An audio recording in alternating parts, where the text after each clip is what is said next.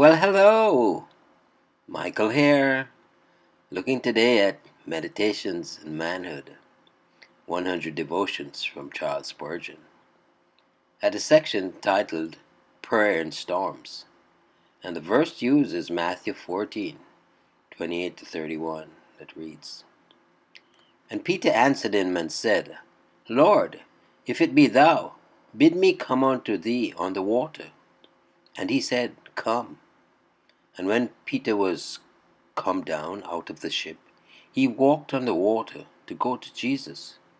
But when he saw the wind boisterous, he was afraid. And beginning to sing, he cried, saying, Lord, save me. And immediately Jesus stretched forth his hand and caught him, and said unto him, O thou of little faith, wherefore didst thou doubt? Reading that again from Matthew 14:28-31. And Peter answered him and said, Lord, if it be thou, bid me come unto thee on the water. And he said, Come. And when Peter was come down out of the ship, he walked on the water to go to Jesus. But when he saw the wind boisterous, he was afraid. And beginning to sink, he cried, saying, Lord, save me. And immediately Jesus stretched forth his hand and caught him, and said unto him, O thou of little faith, wherefore didst thou doubt? Spurgeon pens. Peter was soon made to doubt, but with what ease did he begin to pray? He begins to sink and he prays in a minute. He no sooner finds himself going down than he says, Lord, save me. This shows what a living thing his faith was. It might not walk the water always, but it could always pray. And that is the better thing of the two. Your faith may not always make you rejoice, but if your faith can always make you trust the precious blood, that is all you need.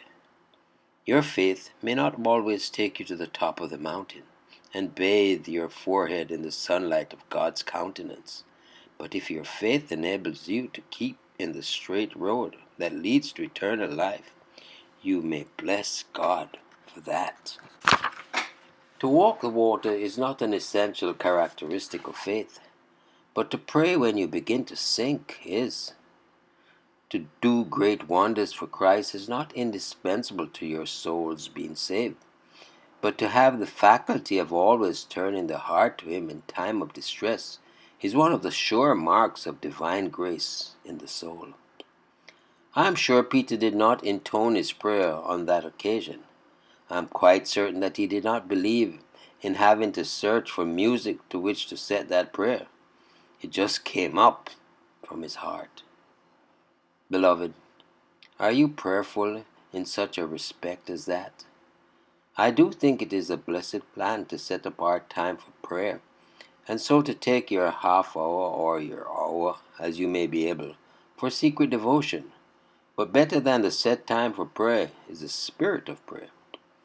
While a regular habit of prayer is a great help to piety, the spirit of prayer promotes habitual, unintermitting communication with God.